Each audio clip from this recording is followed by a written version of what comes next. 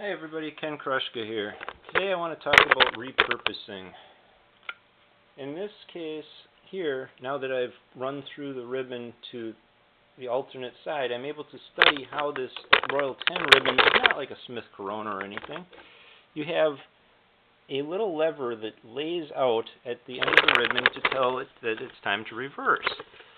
Can you see it on the angle right there?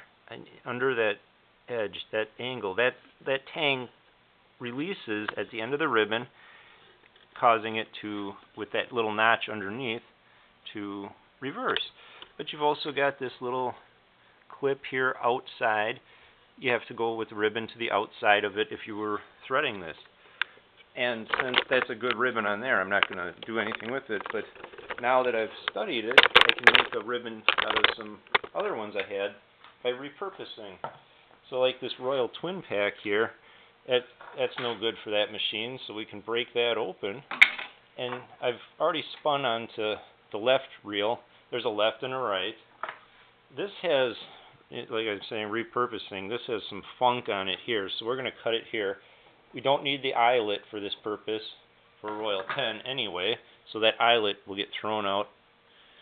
If that was all good there, you'd just take it up to the eyelet and cut it short of the eyelet. But I'm going to punch a little hole in the ribbon right there for the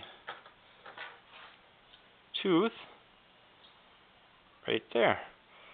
So what happens is this underneath drops. So that ribbon's wrapped around there and keeping it in that whole time. And when it runs out, it drops out. And then it sets off the motion to reverse underneath. You never see that action happen. But now you don't go behind this peg either. You go over this peg with the ribbon. So you just hook on, go over that. Don't go behind that one either. You got to go on top of that one. Okay. So we got to find the right mixture here. And now I've poked that hole. I got to stick my fat finger in there. There, like that. Now we have a Royal 10 repurposed ribbon, like so. And that'll only live for, so long, and then that ribbon will be junk. I mean, it started out being old, but that's going to go on the other machine when I get it up and running. So that's how you put one of those together. Now, in repurposing a hub, I pulled a hub out of that other Selectric, that parts one, and my dad had a great idea with a Brownell's pump shotgun rail ring, which is part number 149000445. It's a selector retainer ring. So it goes like that over the pump shotgun rail, so it's tight. Well, when you put it on, if you scuff up the inside of the retainer ring, scuff up the surface of the Selectric hub, and that's conical, so it's going to want to walk down if you push it on there. So you just hold it on with a drop or two of super glue, and then you go with this quick drying epoxy, which is a you can go 5 minutes on one side, then turn it and do 5 minutes on the other. It dries clear. It's a plastic epoxy, part A and B type mix. Item number 92665. But if you got a good hub, like this one is, that's just insurance right there that you're not going to have any problems. Plus, if you have any cracks, like these are visible but they're not through anything, that's going to fill all that in too. You could even probably, if you got one that's not split wide open, you could probably even do that in the machine. So when you get that together, of course, to dry it, you go with a socket. Like this is a 7/8 socket, which applies pressure to the whole thing. It's just the right size to push down on that. You get that on there, put a rubber band around it, and you let it dry. And you've repurposed a hub. You know how to do a rubber band like that, right? Put that fold in it, and well, there's a science to everything. Okay, that's one other thing. So now, in repurposing things, I've repurposed on this 1921 Remington. I just cracked it off the board. It made I can't even impersonate it, but 85 years since those have been cracked free, and you know, a little oil will be good for those when I put them back on. There was a spring on the left side here that is the carriage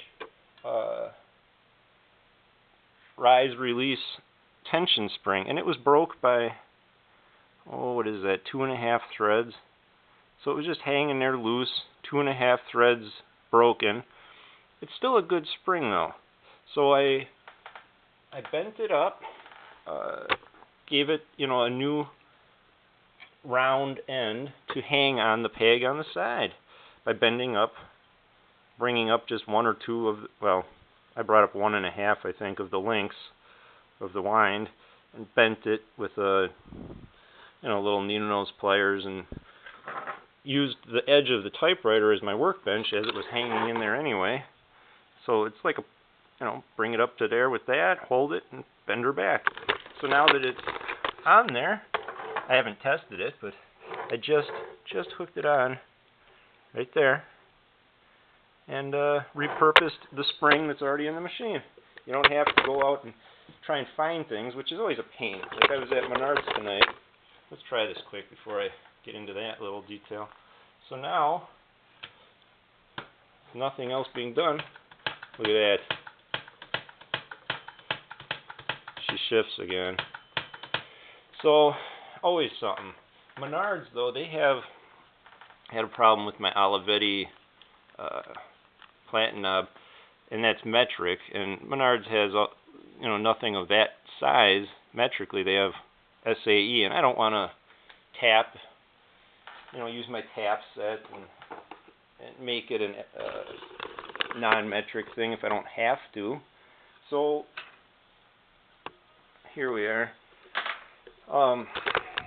That's the screw in an Olivetti knob right now, and I have, this is the answer here. If you're going to cut a slot, I filled it in with solder. Just, I don't know why I didn't have to, but I filled it in with solder where what happened was the head, that's right, I'm missing half the story here.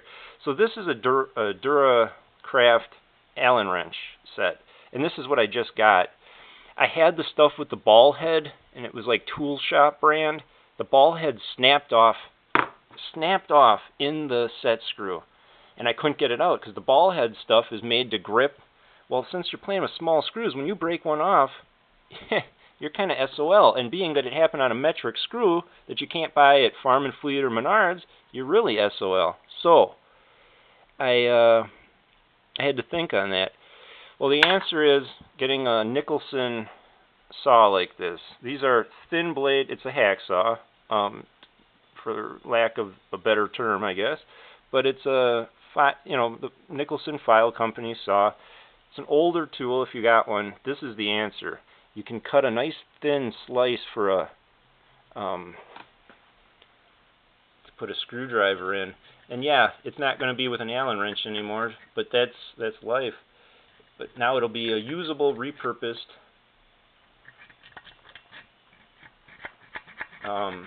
screw. And this could work for any screw that you got that doesn't have to be a typewriter screw. But even then, depending on the size, you could use, I suppose, a hacksaw or get a file if you got a needle file set. This blade might not be the hottest blade in the world either here.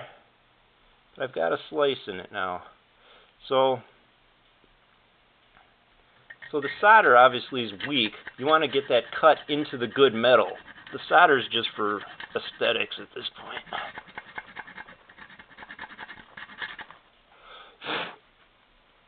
Let's see.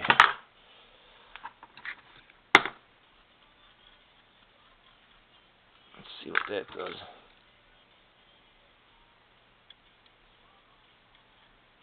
I was trying to make that a little deeper.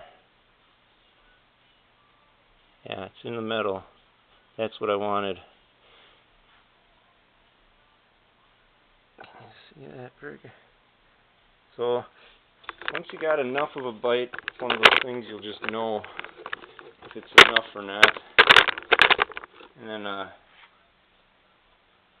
me just see here. I mean, you really don't know. You got to try it. Maybe take it back. Like, this is its second time back. Now, I'm not going to crank on it. Once it's in, it's in. But I've saved, there, I've saved that screw. And by making a slice in it. So those are just some little repurposings. I wanted to show you guys that today, and warn you of the frustrations of having a ball-headed Allen wrench snap off. Alright everybody, have a good day. Take care.